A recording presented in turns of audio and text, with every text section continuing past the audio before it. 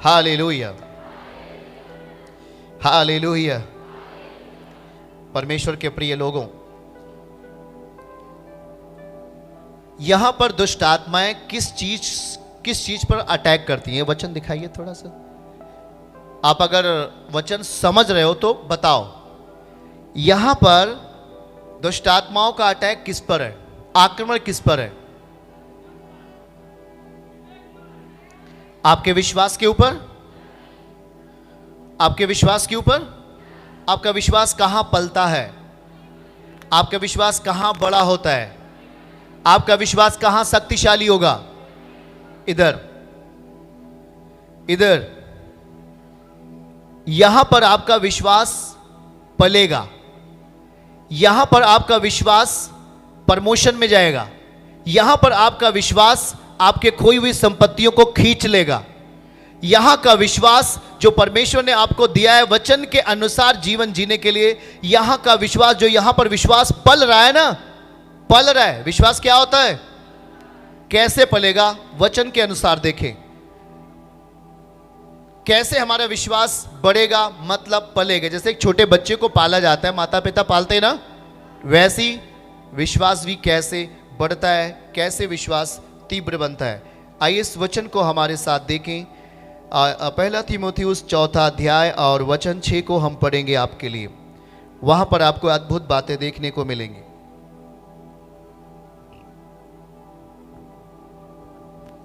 Okay, यदि तू भाइयों को इन बातों की सुधि दिलाता रहेगा तो मसीह यीशु का अच्छा सेवक ठहरेगा। आमीन। मैं यीशु मसीह का अच्छा सेवक हूं, क्योंकि मैं वो बातें आपको याद दिला रहा हूं जो आपके जीवन में या आपके आजू बाजू में आने वाली हैं।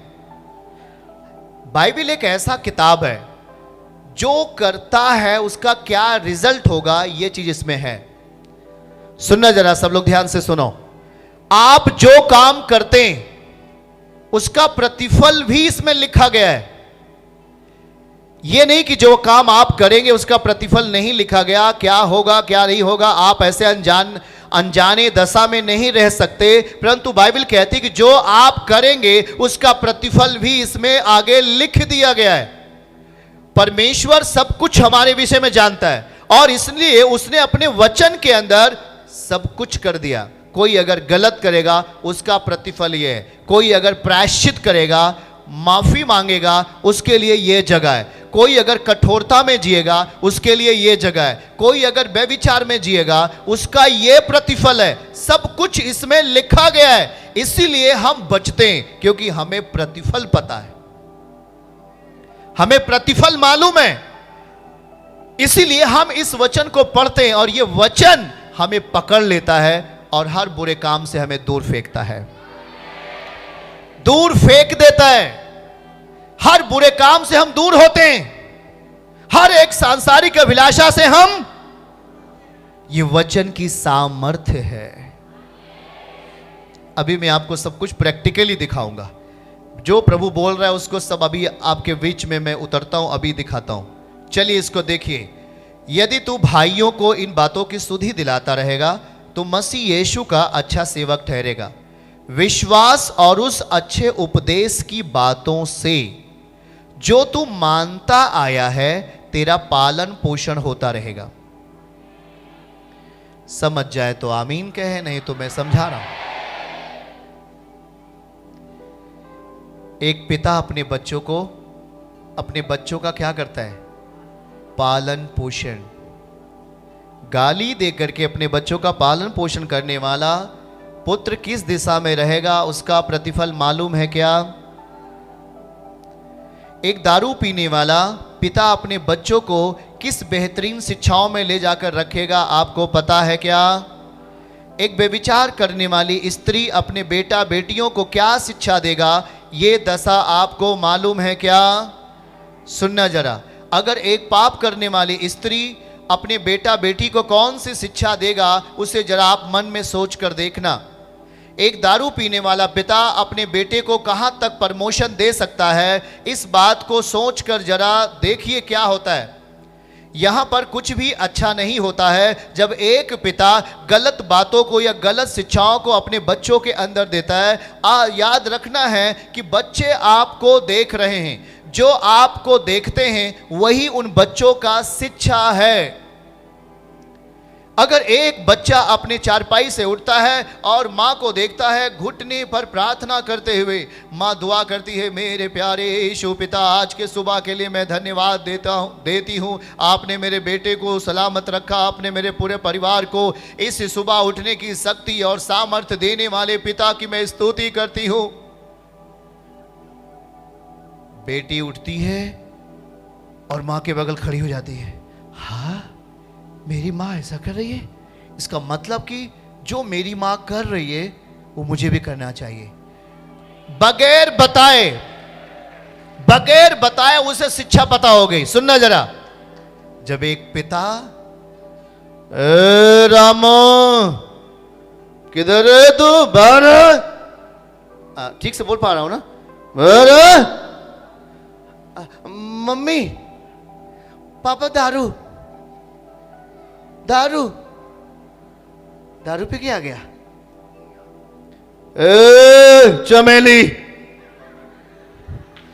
इधर ले गया पैसा। पापा आप क्यों पैसा मांग रहे? चुप कर तू, मुझे पैसा दे, मुझे दारू में जाना है। What is the result? उस बच्चे के लिए क्या रिजल्ट होगा, क्या प्रतिफल होगा, आपको मालूम है क्या? गया। और जब बच्चा 8 साल का हुआ, बढ़ने लगा, पापा बहुत पहले आते थे तो ऐसे ऐसे क्यों कर रहे थे? पड़ोसी से पूछ के आएगा, तेरा बापू दारू पीता था। दारू क्या होता है? दारू गरीब बनाता है, हम भी आज से पिएंगे।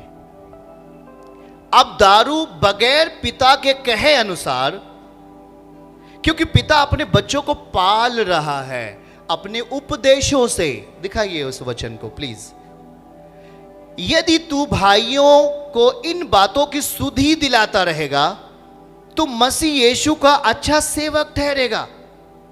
विश्वास और उस अच्छे उपदेश की बातों से, ओ वाह, आमीन। दो चीज, क्या चीज? विश्वास और अच्छे उपदेश की बातों से जो तू मान रहा है, तेरा पालन पोषण होता रहेगा। मतलब तू बढ़ता रहेगा, तू सही मनोदशा में पलेगा, तू सही मनोदशा में शक्तिशाली बनेगा। और जब तू बढ़ेगा तब ये तेरा, जब तू सही बातों में बढ़ेगा, जब तू सही नेचर में बढ़ेगा, ये बुद्धि कक्षा 5 का स्टूडेंट्स कक्षा 10 के गणित को आराम से सॉल्व कर लेता है। मालूम है क्यों? क्योंकि ये विवेक आपका तीव्र बन जाएगा, शक्तिशाली हो जाएगा। आमीन बोले।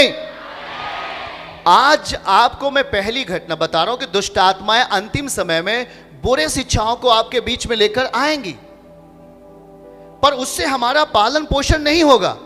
किस स्तर पर हमारा पालन पोषण होगा, यह परमेश्वर का आयत समझा रहा है। वचन कह रहा है कि विश्वास और अच्छे उपदेश की बातों से, जिसको तू अभी मान रहा है, जिस चीज को मानने के लिए आप यहां बैठे हैं, अगर आप इस चीज को मानते हैं तो आपके आने वाली नस्लें भी आपसे भी ज्यादा शक्तिशाली और आशीषित होंगी। मैं कह रहा हूं आपसे ज्यादा, आपसे ज्यादा, आपसे ज्यादा, और आपके घरानों और कुलों से ज्यादा शक्तिशाली और आशीषित होंगे यीशु के नाम में। समझ रहे हैं क्या है आप? हमें एक सही वातावरण की जरूरत है, एक सही वातावरण की, एक सही वातावरण की। कुछ आदतें ऐसी हैं जो बगैर माता पिता के बताए और सिखाए बच्चों में चली जाती हैं। हेलो, ध्यान से सुनना भैया। पर कुछ चीजें ऐसी हैं जिसे बच्चे स्वयं सीख लेंगे और जो बाकी रहेगा वो पूरा कर लेंगे। सुनना जरा, सबसे बड़ी चीज है व्यभिचार। क्या चीज है? मन की मनोदशाएं आपके शरीर को अपने अधिकार में लेती हैं। अगर इस जगह पर किसी भी पाप का नियंत्रण होता है, प्रिय बेटे बेटियों, वो चीज आपके पूरे शरीर पर दिखाई देने लगेगा। हेलो, सुनना जरा। आपके मनोविचारों पर अगर शुद्ध चीजें आती हैं तो आपके शरीर और आपके परिवारों पर शुद्ध चीजों का प्रभाव दिखाई देने लगेगा। आमीन। छोटा है शायद मेरे ख्याल से। सुनो, लिखा है कि इन बातों की सुधि दिलाता रहेगा। अगर मैं आपको सुधि नहीं दिलाऊं तो शैतानी शिक्षाएं आपको पाप में लेके चली जाएंगी। और परमेश्वर कहेगा तू क्यों नहीं बताया? झापड़ खाने का मन है तुझे? अरे ना ना पापा, झापड़ अगर तू मारेगा तो फिर चारपाई पर 10 दिन लेटा रहूंगा। सुनना जरा इसको। तो मसीह यीशु का अच्छा सेवक ठहरेगा। विश्वास, बोलिए हाथ उठाकर, विश्वास। इस वचन को ध्यान दीजिए। विश्वास और उस अच्छे उपदेश की बातों से क्या चीज? पीछे पीछे क्या चीज? अच्छे उपदेश की हमारा क्या होता रहेगा? जिसको आप मान रहे हो, ये मानने के ऊपर है। अच्छे उपदेश को यदि आप मानते हो, वो आपका प्रतिफल होगा। मैं इस पुलपिट पर से आज जो भी आपको दे रहा हूं, आप मत मानो, आपके लिए कोई रिजल्ट नहीं। आप यदि नहीं मानते, आपके लिए कोई बल नहीं। पर यदि आप इन शब्दों को मानेंगे, जो वचन आपको सिखा रहा है, वही आप कल सुबह देखने वाले हैं। आमीन। बड़ा आपका आशीर्वाद, रास्ते खुलने वाले हैं आपके लिए यीशु मसीह के नाम में। प्रियजन, याद रखना, इसीलिए आज हम जब सुबह उठते हैं,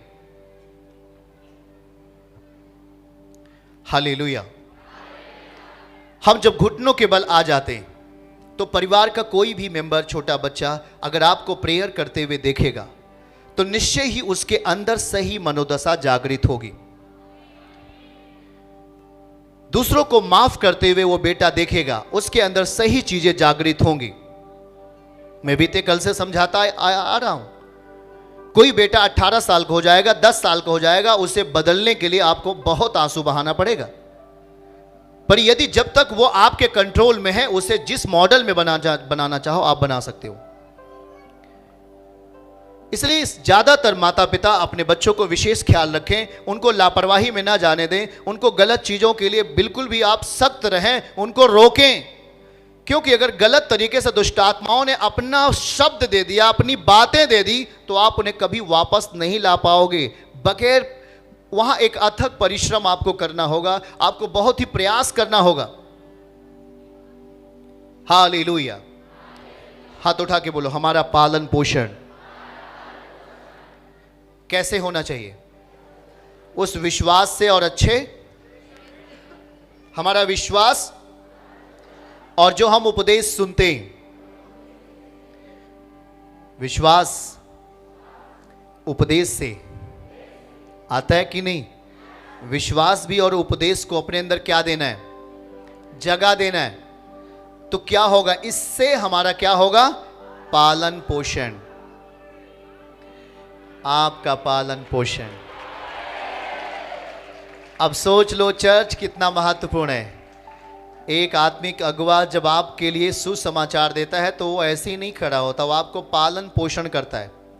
आप में से जो बच्चे हैं वो बड़े होते हैं और जो बड़े हैं वो और बड़े होते हैं, और आप बहुत सारे बुरे चीज़ों से बचते हैं और आपकी ज़िंदगी में परमेश्वर एक अलग स्थान को लेता है। आमीन। चर्च की सभी प्रार्थनाओं को और परमेश्वर के दास के द्वारा टीचिंग सुनने के लिए और अपडेट्स को जानने के लिए हमारे इस चैनल को सब्सक्राइब करें और साथ में बेल आइकन को दबाएं, ताकि जब भी लाइव प्रार्थना हो तो सबसे पहले आप देख सकें।